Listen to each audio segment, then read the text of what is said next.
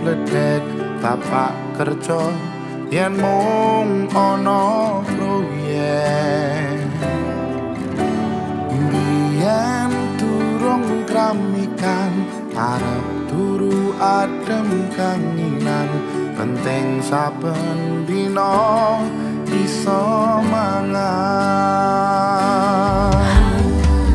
Saiki aku wis gedhe, iso golek duit dhewe, senajan biyen mung iso nyusahke pak epuke ngapurane. Saiki aku wis kerja, senajan urip rekoso, ikhlas bekti kanggo keluarga.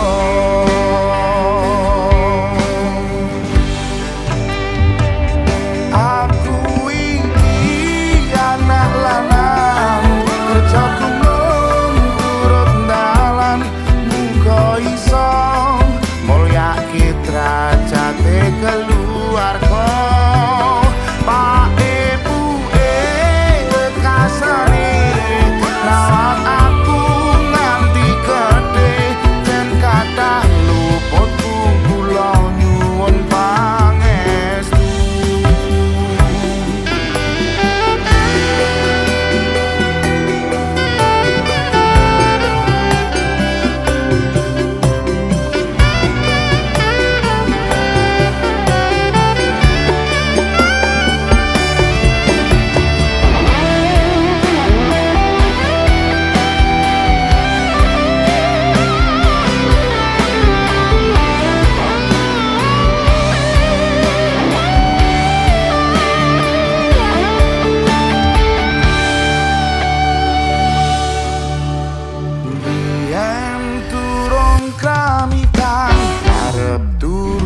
Adem kanginan, penting saben dina iso mangan.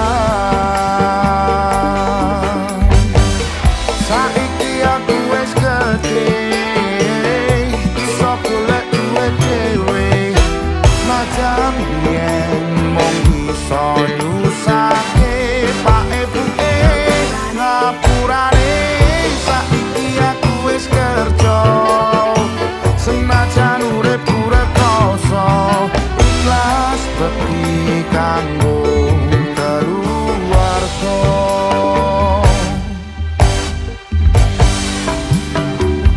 Aku iki anak lanang, kerjaku mung turut dalan, muga iso mulyake derajate keluarga.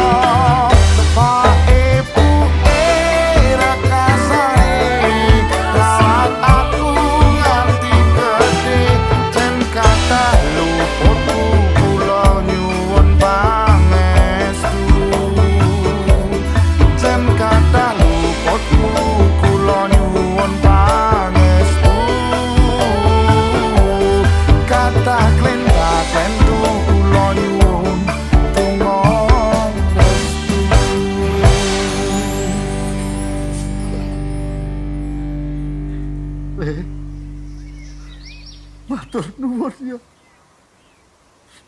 Wis gelem rumah bapak. Sukses lan ora,